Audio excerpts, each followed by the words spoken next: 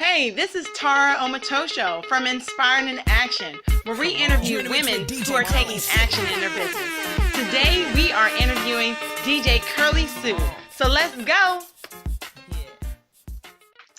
Hello and welcome to Inspiring in Action. Today, I have DJ Curley Sue here. She's going to tell us about who she is and what it is that she does. How are you doing today? I'm doing well. How are you? I'm doing awesome. So tell the listeners more about you. And I'm sure they know what you do, but, just further explain what you do. Sure. I am a professional DJ. I do it full time and in college, mind you. I love doing it. I love putting on performances and, embedding positive energy to people's parties and everything. So that's what I do full time. And I've been doing it for about 8 years now. So it's been flying by. Yeah. Wow, 8 years, and you're in college. So you started doing this when you were in high school? Yes, I was 15 years old when I started. I had a smaller turntable. It's embarrassing how it looks now compared to what I have now. So, but you gotta start somewhere. Small beginning of the spice. So, exactly. In 10th grade I started, and then I started to make a profit off of it. And I said, you know what? Let's take it to the next level. And then I said, I think I like it. Matter of fact, I love it. So let's do this full time. Wow. So what inspired you to start? How did this all happen? Because there's not many, well, maybe there is, I just don't know. Are there a lot of young ladies out there that are interested in becoming a DJ? Tell us how this all happened. I always loved music. I started with the drums as a percussionist at the age of 6. And then in high school, I got a turntable for my parents for Christmas. And so I've always had music embedded into me. I was in a jazz band, symphonic band. And then so I always had a feel for rhythm. And then I translated that over to music, and DJing, or disc jockey, is a professional term. And then people don't believe it or not, disc jockeying is actually a skill. It's a tempo. You have to worry about beats per minute, or they call it BPM. So it's more than just, playing your favorite song or play that cut from 1999. It's more than just that. It's more like a DJ playing to read people's emotions and to get a feel for your crowd. So it's like sort of playing an instrument in a way. It is, and you have to tell a story. Well, I choose to tell a story. Whenever I'm playing a set, I like to play a play on words. So if a song's like, "Girl, put your hands in the air," so I'll play another song that says "Put your hands in the air," and I just scratch off of that and then mix with that. And I'm really, really inspired by DJ Jazzy Jeff. I'm pretty sure you heard of him before with Fresh Prince. He's the rapper, or he's a rapper, I'm a DJ. And he just totally inspired me to really, really start what I've done. So I love it though. He inspired you from afar, or did you meet him? Have you done specific training or? Yeah. So I've actually listened to him on a platform. It's called Mixcloud on the internet. It's basically a platform for DJs to upload mixes or mixtapes. It's like a full length of music for an hour or however long you want to play your music selection. And I listened to how he really scratches and how he tells a story, and not just play hip hop, but he plays rock, country, modern, contemporary, and it tells one story, which I love so much that for people my age that are DJs, sometimes I feel like they play too much of the top 40 or club bangers, if you want to call it. I feel like, let's just because I'm young doesn't mean I have to play a stereotypical age appropriate music. I want to appeal to different crowds, because really those are the people that have their business interests at the end of the day. It's cool to play college type music, but I realized that people are older than me, and people who are more established have the financial means to bring in. Those college kids aren't paying. They're not paying as much as people. Yeah, you can't really make a living off $125. So no. I'll pass. I'll do it maybe, but I'll pass for the majority if it's not gonna benefit mutually. Yeah, but you have really been making waves. Why do you think that you are highly in demand? I've seen you on different shows, different platforms, playing for elite groups. Do you think it's because you're a female and there's not a lot of females? Why do you think that you're so high in demand as a DJ?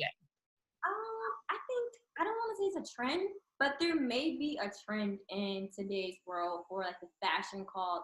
And then if you're an attractive young lady, then we have to have her So let's bring her in. But for the most part, I think that is really God's grace, because Amen. it makes no complete sense what I do full time and still to make a living. So I think that just having God's backing definitely has a big part in what I've done, because at the end of the day, I don't have a PR, I don't have a manager, I don't have the top higher watching over me. Yeah, I consult with people, but at the end of the day, I am running my business full time. Yes. But I do think it's the grace of God, like really like stepping into like different arenas and really blessing me and having people, hey, I saw you on this, this platform, that platform. We want to bring you in. So I think that, and just respecting my customers and being very professional, not just, that's a daisical, or I like to present a full package to people whenever I do consultations, or just, I like to engage with my audience and engage with my clients so well so that they'll feel more personable, and they can, connect with me. And of course, want more services next time, and then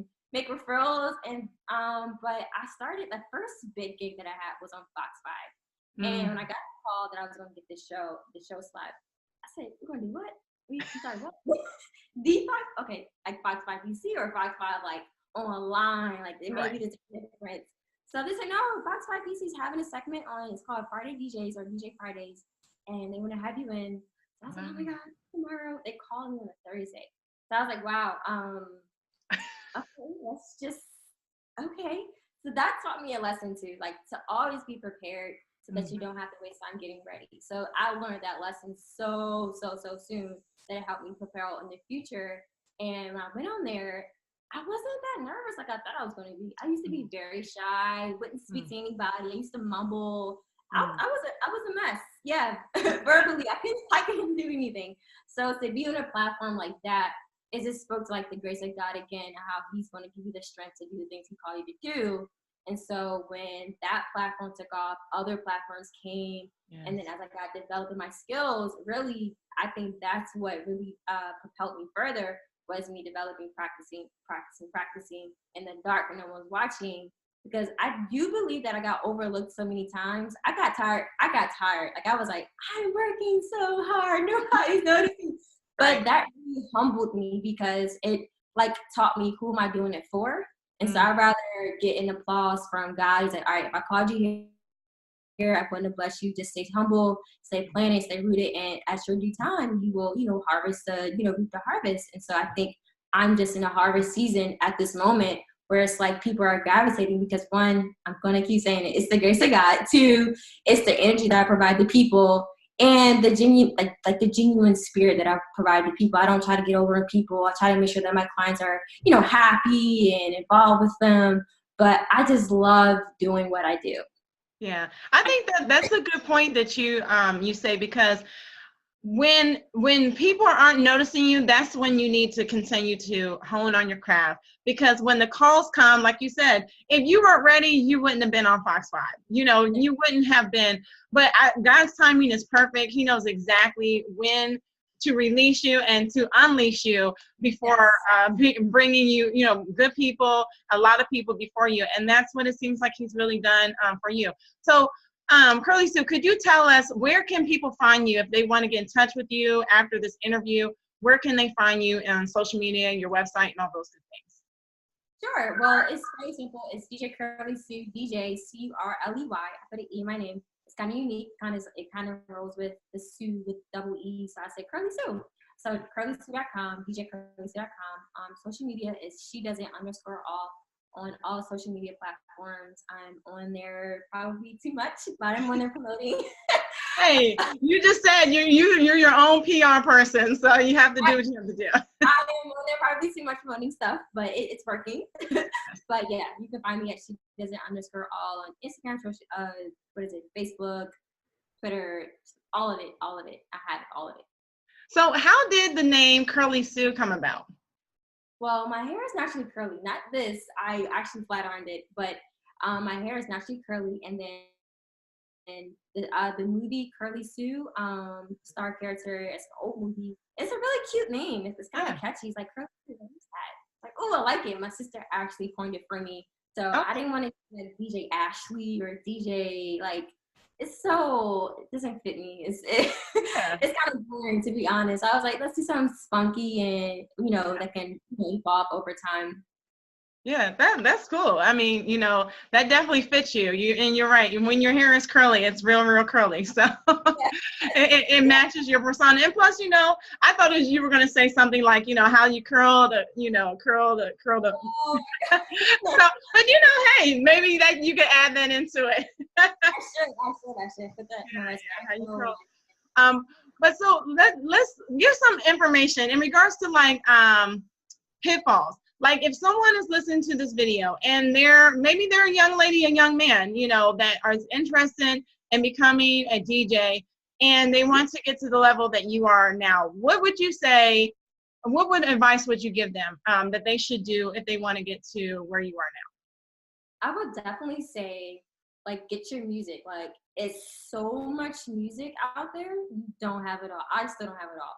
And I now? think that's where a lot of people, a lot of DJs or upcoming DJs don't realize that you have to study your music. Like when you're in school or trying to get your master's or MBA, it's like you have to study your material continuously. I think that's what great Mhm. DJs do. Like they're always learning.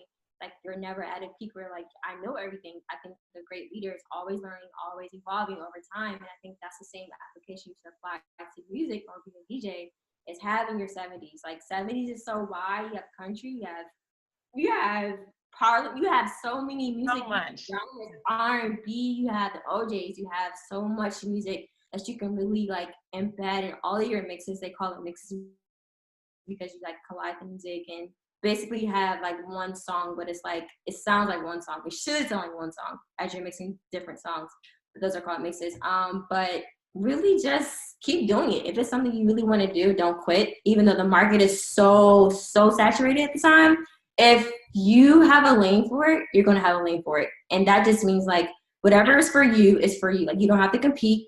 I'm pretty sure there's plenty of female DJs out there on the same level that I am, but it's just different markets. And I'm completely okay with that because I don't have to compare myself to what you're doing or, oh, she did Alicia Keys, I only did Beyonce. Like I don't have time for it because if I'm looking at your race, how can I focus on my race? So I think Right. just staying in your lane, staying focused, if you really want to do it, I would just say do it, study your music and study great DJs. Like I've decided to study DJ Jazzy Jeff, and that really helped me to like, okay, how did he mix this with this and getting your, keying on different tones and just being a student to the game. I think that's one of the greatest assets in just becoming a leader and becoming a business leader, becoming an entrepreneur, or just becoming a DJ as well. Yeah, that's really good. You should study your craft. Whatever it is that you deciding to do, you should definitely study it and hone on your craft and personalize it like you have done. What are some things that as you've been in the business over 8 years, what are some things that you have learned that you definitely would not do again? You would not suggest anyone doing if they're coming behind Sure. I'll give a little sneak of what I did wrong. you? it was so it was so bad. Only if you knew what happened. That's good when only you know what happened. But I did a conference last year at the Baltimore Convention Center, and like a really big artist is on stage. Her name was Michelle Williams, and I had my turntables were really old, and I did not upgrade my system, and I knew I didn't upgrade my system. So when she got out on the stage, I was like, oh my God, I hope this is not crash. Like I had like. It was that bad. I had a computer shortage in my cord, and I was like, this is so bad. I just hope like nothing falls, like nobody touch me, nobody come near me. Like just make sure she has her set and it can fall apart when she's off stage.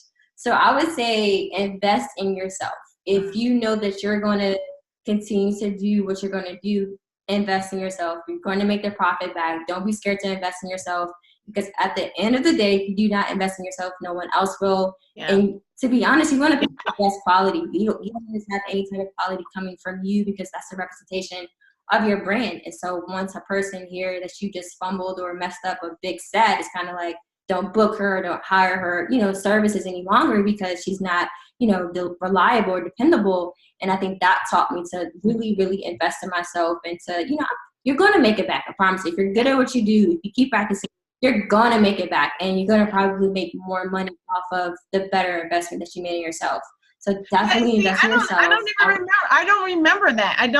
But I'm not, I wasn't, I didn't pay you, but I don't know, and some people probably don't even, I know you're talking about when you started telling me the story, but I don't even remember that. I don't recall that. But and that's the thing. Yeah. And you have to improvise, especially when you're in the entertainment or musical department. You have to really, really okay, no one heard that, but we're gonna play it off. You have to keep it pushing. You have to push through. You have to push through anytime obstacles happen, because you're in a musical arena.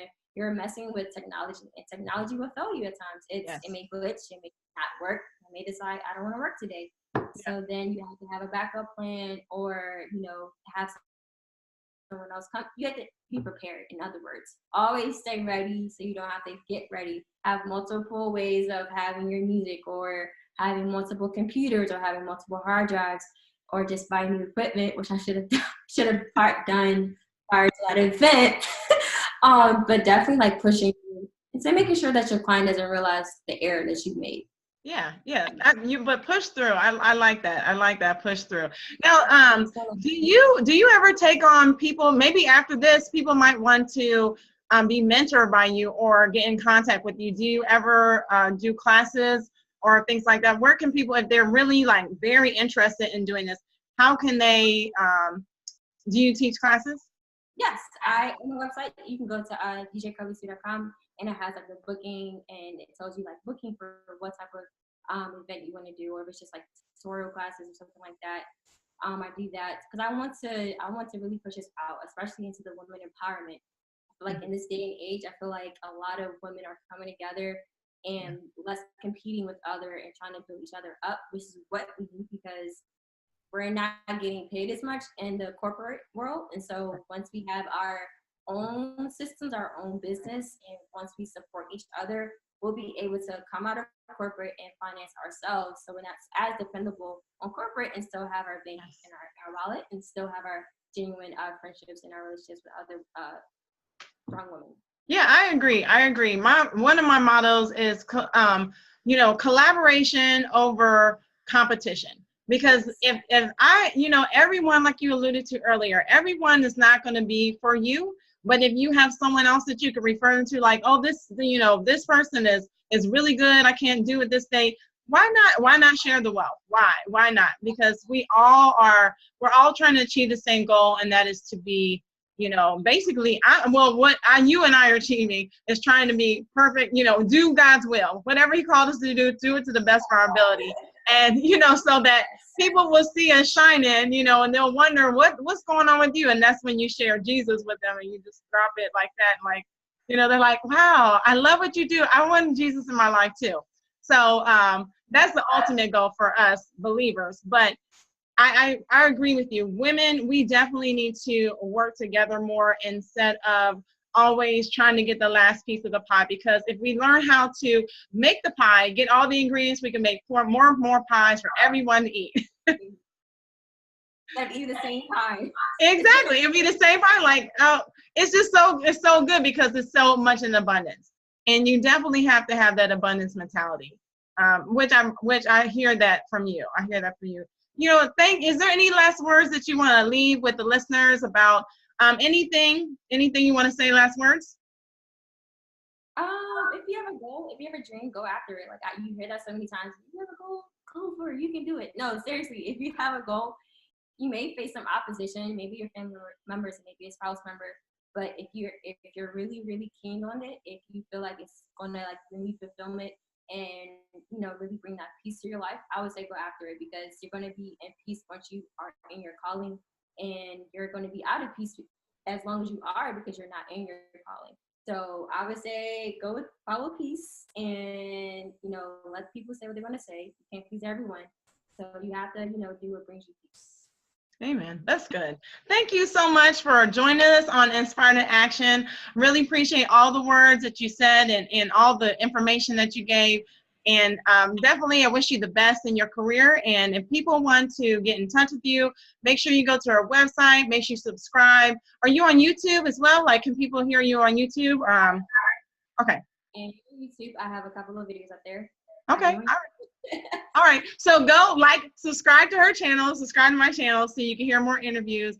And thank you. Oh, thank you guys so much. All right. Cool. Come on. You're in the mix with DJ Curley Sue.